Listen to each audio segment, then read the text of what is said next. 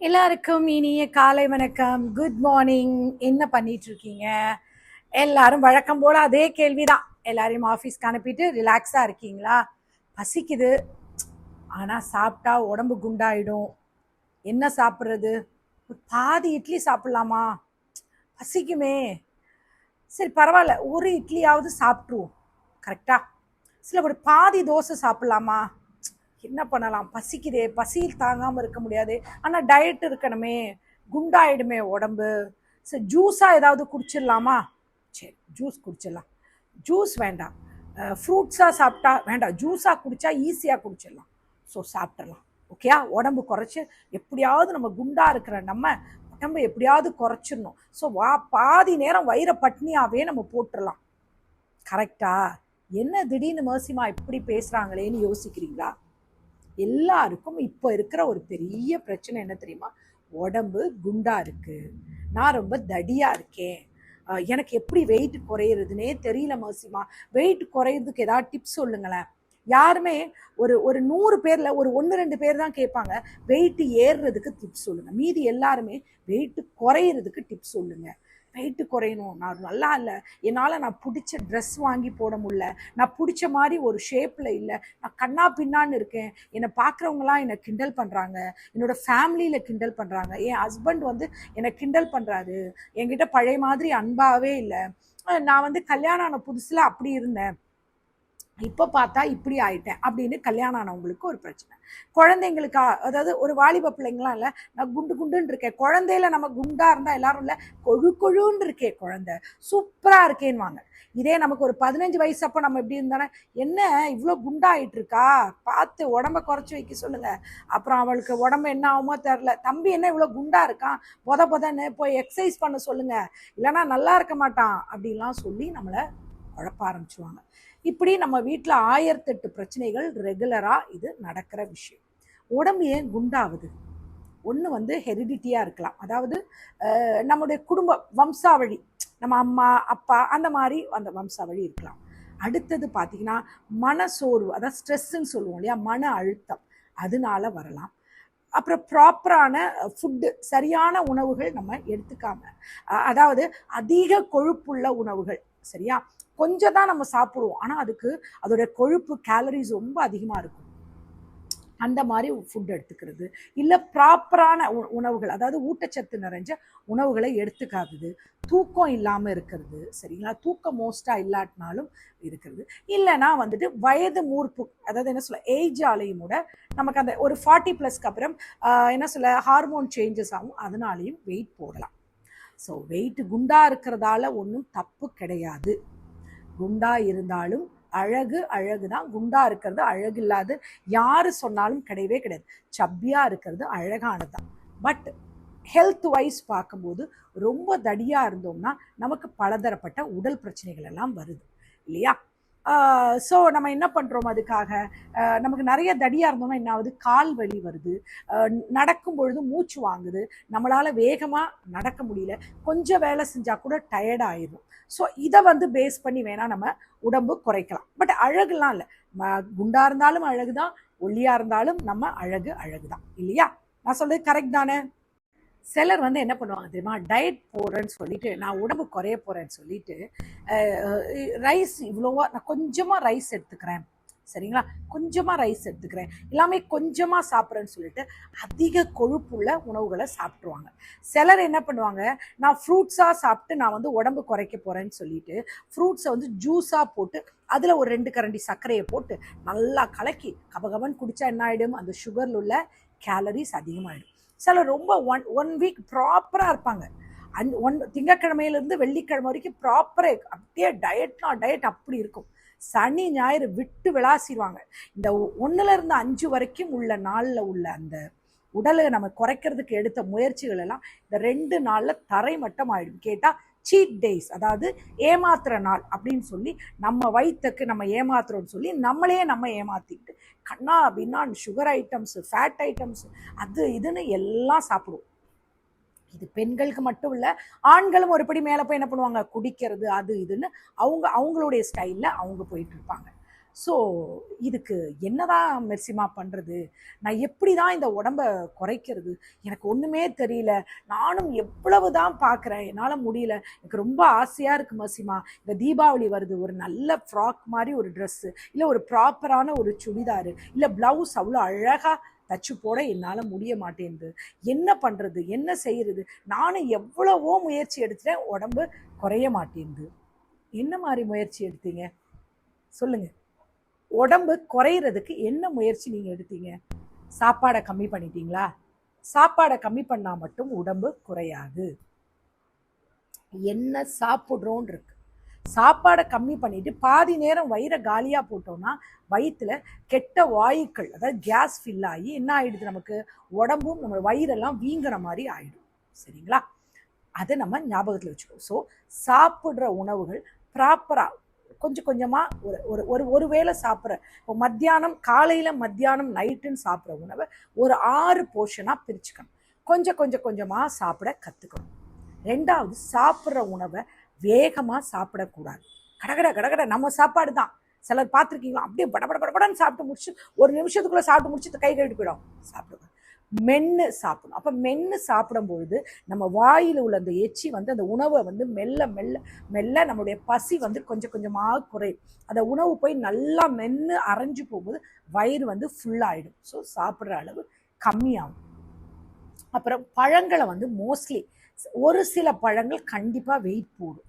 அந்த மாதிரி பழங்கள் அளவோடு தான் சாப்பிடணும். இப்போ மாம்பழம் எடுத்திங்கன்னா, மாம்பழம் சாப்பிட்டா நல்லது தான், ஆனால் மாம்பழம் உடல் எடை குறைக்குமா? குறைக்காது.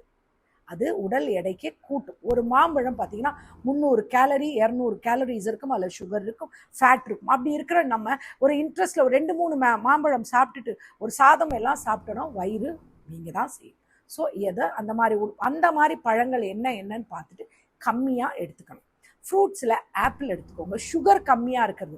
இப்போ உங்களுக்கு பசிக்குது அப்படின்னா, உடல் எடை குறைக்கணும் அப்படின்னு நினச்சிங்கன்னா, ஃப்ரூட்ஸ் முதல்ல நான் ஃப்ரூட்ஸ் பற்றி சொல்கிறேன். உடல் எடை குறைக்கணும்னா ஃப்ரூட்ஸ் வந்து நீங்கள் ஆப்பிள் எடுத்துக்கோங்க, கொய்யாப்பழம் எடுத்துக்கோங்க, பப்பாளி பழம் எடுத்துக்கோங்க, பைனாப்பிள் எடுத்துக்கோங்க. இதெல்லாம் வந்து பார்த்திங்கன்னா அவ்வளோ சுகர் இருக்காது. ஸோ இது உடம்புக்கு ரொம்ப நல்லது.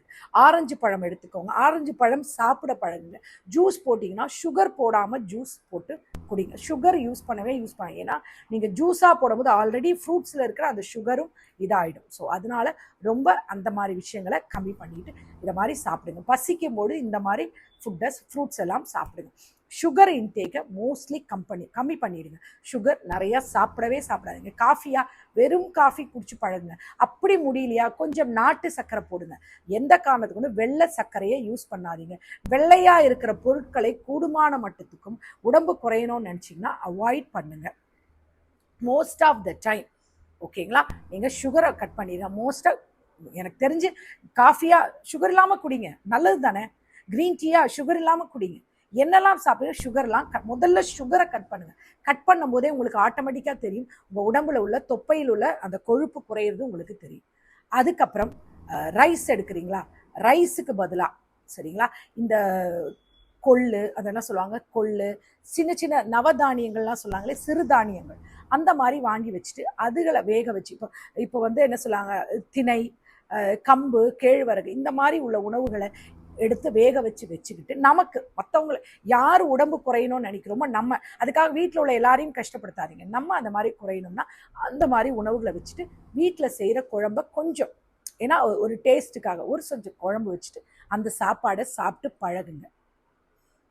4 சப்பாத்தி சாப்பிட்றதும் இவ்வளோ ரைஸ் சாப்பிட்றதும் ஒன்று தான். ஸோ சப்பாத்தினோடனே ஒரு 6-7 சப்பாத்தியெல்லாம் சாப்பிடக்கூடாது. சப்பாத்தியோட ஸ்பெஷல் என்னென்னா அது ஜீரணிக்கிறதுக்கு லேட் ஆகும். அதனால பசி எடுக்கிறது கொஞ்சம் நேரமாகும். அதனால தான் சப்பாத்தி சாப்பிடுங்கன்னு சொல்கிறாங்க. ஸோ அதுக்கு பதிலாக இந்த மாதிரி சிறுதானியம், வெள்ளை அரிசிக்கு பதிலாக இந்த மாதிரி சிறுதானியங்கள் யூஸ் பண்ணலாம். இல்லைன்னா கவுனி அரிசி, இல்லைன்னா ப்ரௌன் ரைஸ். சரிங்களா? இந்த கவுனி அரிசிலாம் பார்த்தீங்கன்னா அது வந்து தோல் இது படாது. இன்னும் ஒரு இவ்வளோ சாப்பிட்டாலும் உடம்புக்கு அதில் நிறைய புரதச்சத்துக்கள் இருக்குது. ஸோ அந்த மாதிரி உணவுகளை சாப்பிட கற்றுக்கோங்க. அதுக்கப்புறம் முளைக்கட்டின பயிர், பச்சை பயிர் பார்த்துருக்கீங்க இல்லையா, பச்சை பயிர், அப்புறம் வந்து இந்த கொள்ளு, இதெல்லாம் என்ன பண்ணுங்கன்னா முந்தின நாளே ஒரு ஒரு ஈர துணியில் நனைச்சி ஒரு மத்தியானம் போல் ஊற வச்சுட்டு நனைச்சி பிழிஞ்சு ஒரு முந்தின நாளே அப்படி நீங்கள் வச்சு பார்த்து ஒரு கட்டி வச்சுட்டிங்கன்னா ஒரு துணியில் நீங்கள் ஒரு நாள் ஒரு ஒரு மத்தியானமோ ஆகும்பொழுதே அதில் சின்ன சின்ன முளைகள் வந்திருக்கும்.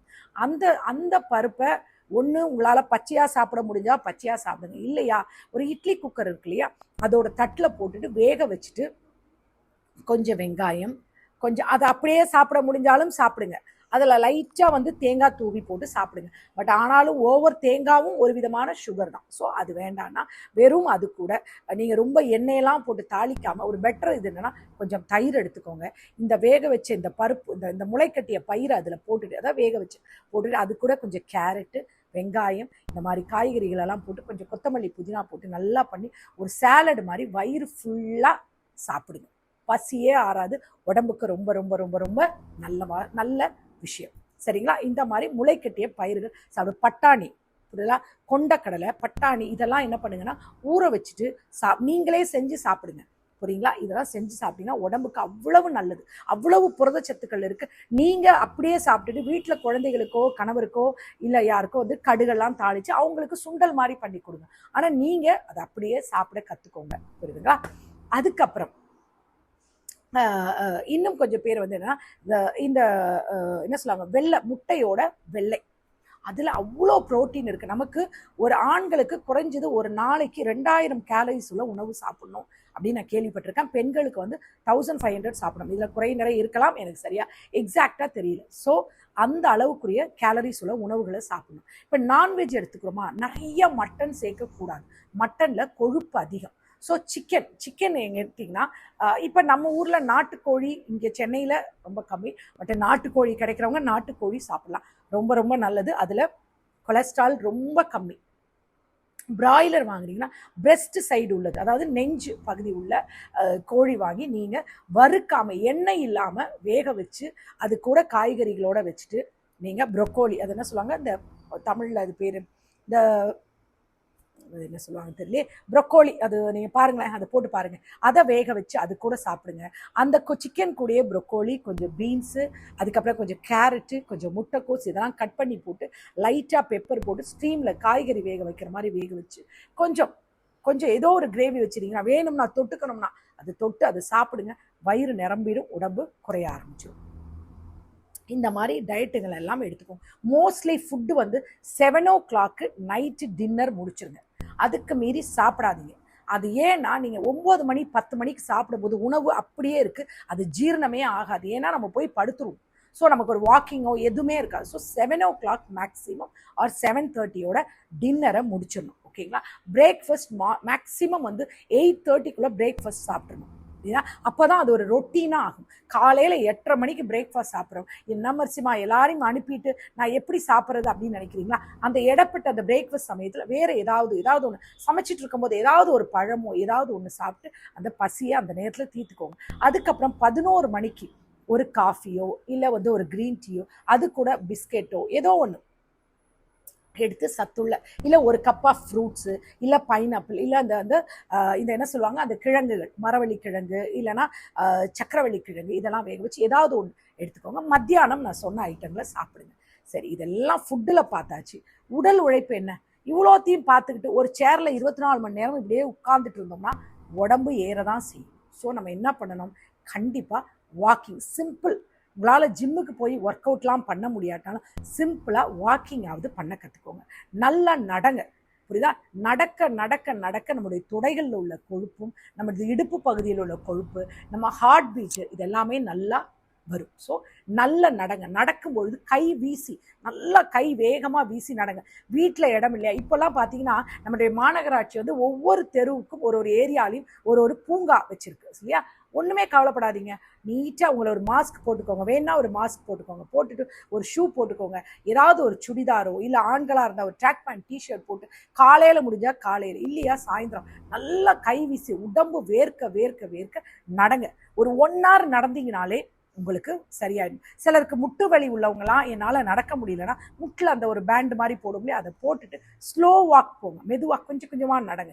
நடக்க நடக்க நடக்க நம்முடைய இடுப்பு சுற்றி உள்ள கொழுப்புகள் குறைய ஆரம்பிக்கும், கண்டிப்பாக குறையும். இது வந்து ஒரு ஃபோன் கால் வந்தது, அதனால அந்த கண்டினியூட்டி கட் ஆகிடுச்சு. ஸோ எல்லோரும் வந்துட்டு ஜிம்முக்கு போய் ஒர்க் அவுட் பண்ணுறவங்க ஜிம்முக்கு போங்க.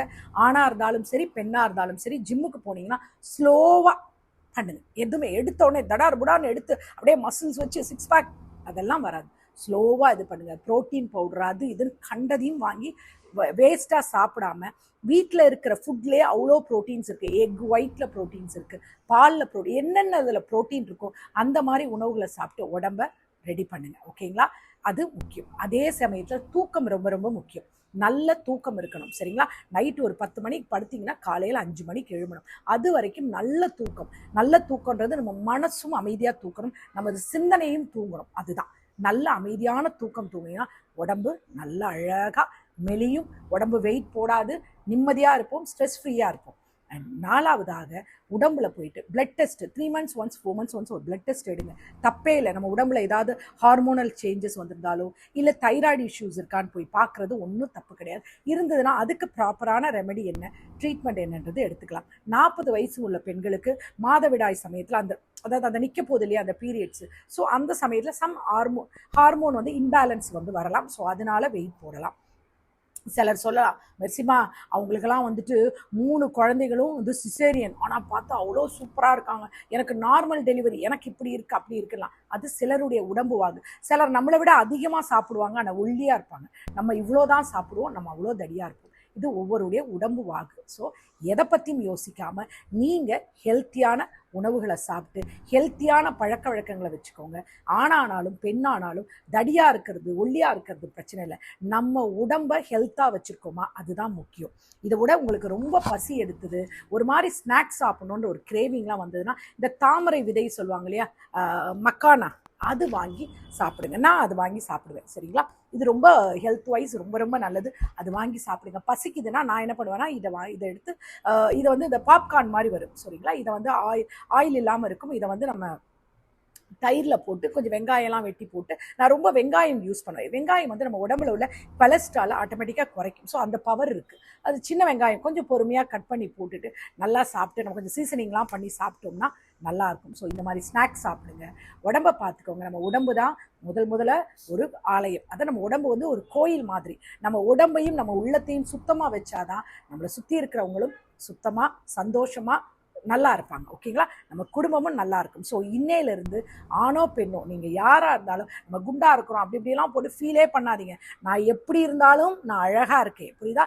என் அழகு எனக்கு மட்டும்தான். நான் மட்டும்தான். என்ன மாதிரி இன்னொருத்தவங்களாம் பிறக்க முடியாது. நான் தான் அழகு. அது ஞாபகத்தில் வச்சுக்கோங்க. அதுக்கப்புறம் உங்களுக்கு ஹெல்த் வைஸ் உடம்பு குறையணும்னா அழகாக பண்ணுங்கள். நீங்கள் எந்த ட்ரெஸ் போட்டாலும் அழகு தான். நீங்கள் பார்க்குற பார்வையில் தான். புரியுதுங்களா?